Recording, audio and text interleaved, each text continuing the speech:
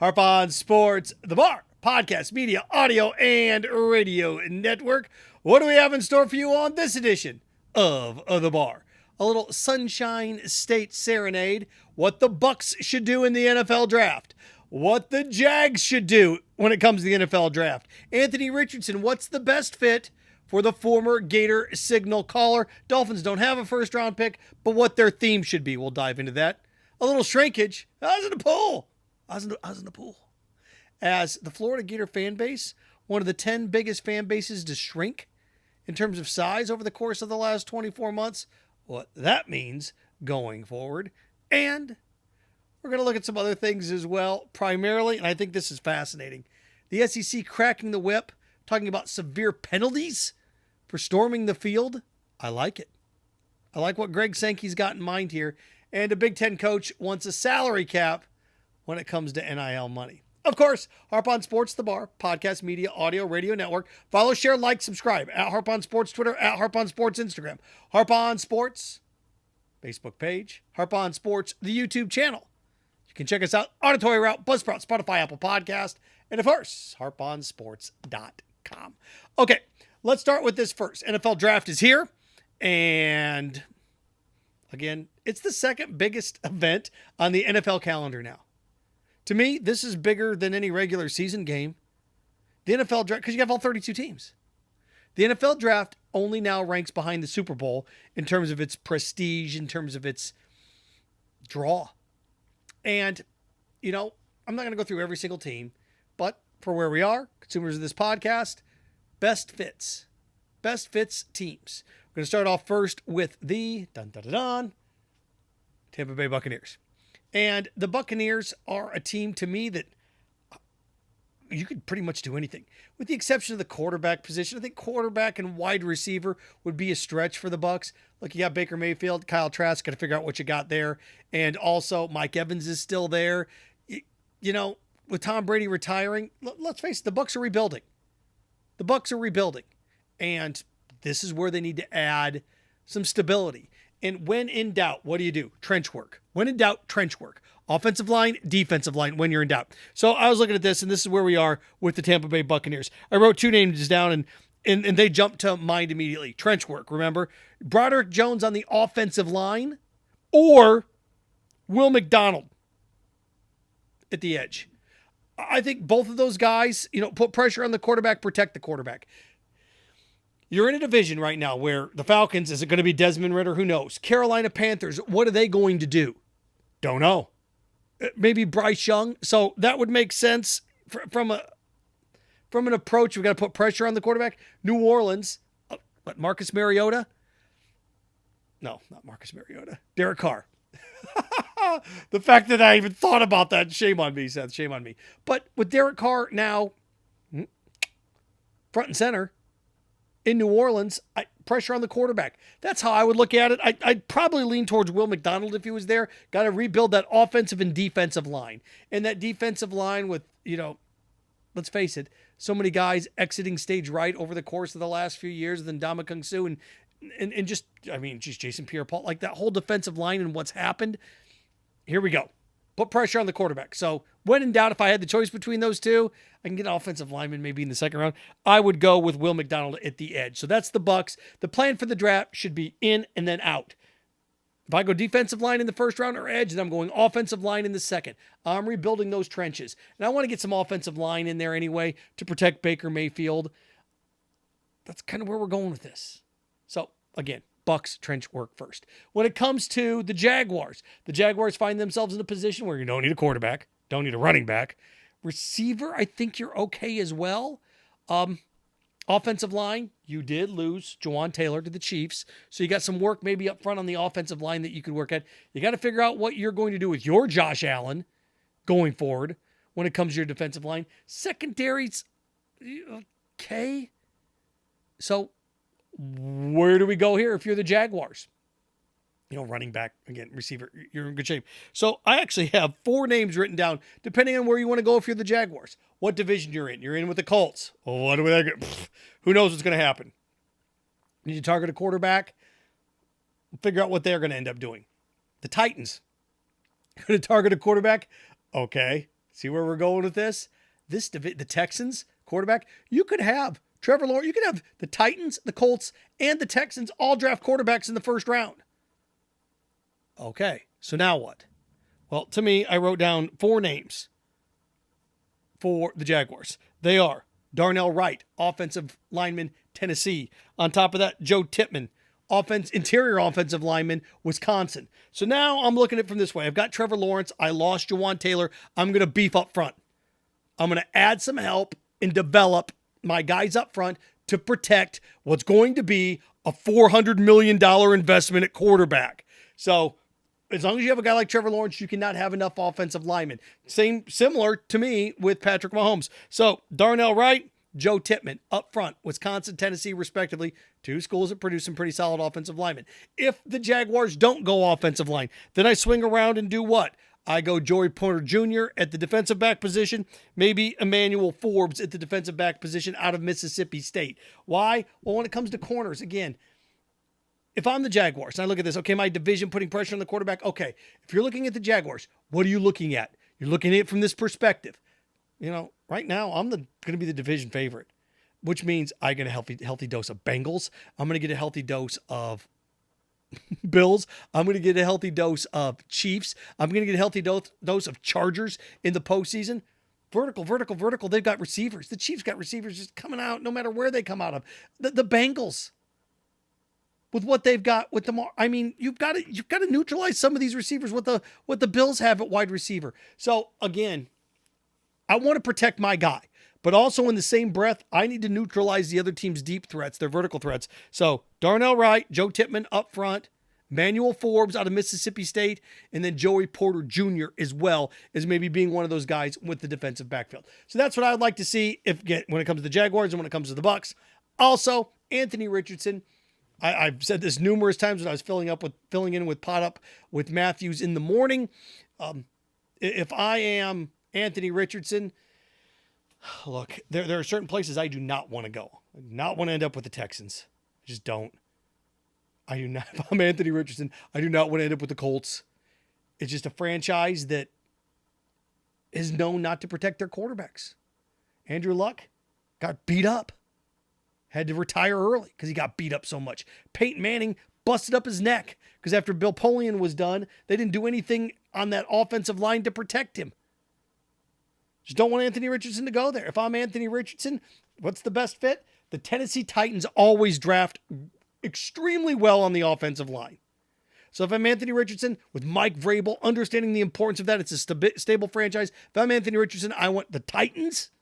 If I'm Anthony Richardson, depending on what the Ravens do, that could be a place where if I'm the Ravens, I look around and go, look, Lamar Jackson, I don't know what his long-term plans are here, but we can bring in Anthony Richardson, stable franchise with John Harbaugh. So the Titans and the Ravens. Now, are the Ravens looking for a quarterback? I really don't get that feeling, do you?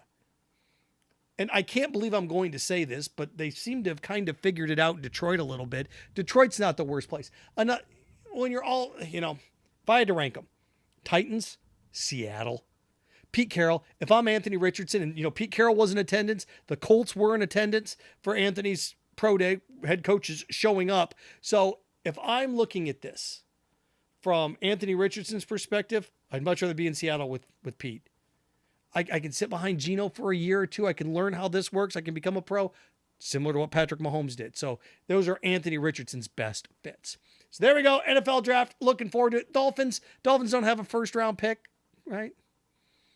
So what's in their best interest? Again, protect Tua Tagovailoa as much as you can. So if I'm the Dolphins, I'm putting offensive linemen out there. They're going to have so much weaponry where they're going to be picking two. Also linebacker. Again, you're the Dolphins. You're in a division with what? You're in a division with some pretty good teams, aren't you? You're in a division with the Patriots. Not a very good team. You're in a division with the Bills. Okay. Okay, what's that mean? Well, think about this. That division is going to go through Buffalo. The Dolphins were right there in the thick of things towards the end of the year. So if you are the Dolphins, like, okay, what do we have to do to beat Buffalo? Well, you have to do what? Pressure on Josh Allen. So again, if you're the Dolphins, I'm thinking offensive line or defensive line in the same way. And like I'd mock things here, try to give you some picks, but I have no idea what they're going to do in the middle stages, late stages of the second round. So the Fins, protect your concussed quarterback when all is said and done. So there we go. When it comes to the NFL draft, going to be a lot of fun. I'm going to be hosting a special NFL draft party with the students. College of Journalism, University of Florida. You can check that out on ESPN Gainesville's Facebook page. 7:45 coming up Thursday night of the NFL draft. All right, from that to this. Florida Gators. I want to make sure I get this right. SBR Net, a firm that runs data, came out with their biggest dwindling college football fan bases over the course of the last 24 months. Now, look, how do they determine this? Just people that didn't identify as those fans anymore. And the sample size on this is pretty small. It's 7,000 people. So what are you going to find out? Well, you're going to find out if you're not a fan of this team anymore. What have you done for me lately? Well, welcome to life. Loyalty is not what it used to be. Put a better product out there.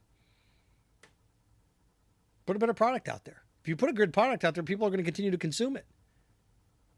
You just are. That's why if you find a head coach that you love, you invest in them and you don't think twice. Look what Alabama did.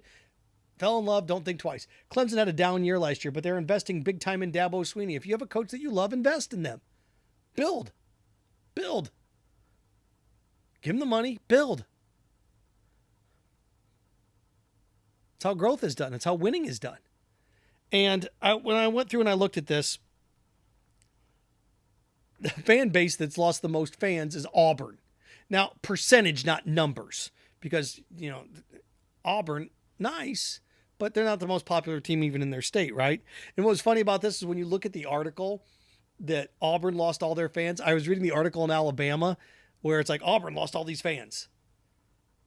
And they had to put in there, well, we looked at Alabama too, and we ran the data, and they lost a bunch of fans. It's like, you guys got to present both sides. It's absolutely hilarious where you have this article where that Alabama's not even in the top 10, but they put in there, Alabama lost 700,000 fans. But compared to Auburn, Alabama's fan base is so much significantly bigger. Auburn lost 945,000 fans in the last 2 years, 24 months. Brian Harsin. Yeah, you have a couple bad years, people are going to bail. And you may say, well, do I think they lost this many fans? No, I don't. And for people to sit here, and this is what happens, the hardcore fans is, good, leave. Look, your fringe fans is what ends up putting you over the top. I'll get into that a little bit more coming up. Iowa lost, was it 41%, 126,000 fans. So you see right there, Auburn lost 945,000, 46. Iowa loses 126,000, 41%. Just shows you that not that many people identify as that being one of their favorite fan bases. Notre Dame, minus 25%. You're like, well, geez, Auburn lost 46%. Notre Dame only lost 25%. Again, Notre Dame, very, very up and down year, wasn't it? Yeah, for Mike Freeman in his first year there. Down 861,000 fans. Yikes. So that shows you that Notre Dame had, in America, over 3.2 million fans, or sports fans, identified themselves as being Notre Dame fans, but they're down 25%. The Florida Gators, down 552,000, 26%. So when 3.2 million identify as Notre Dame fans, 2 million will identify as Florida Gator fans, and down 26%. Why?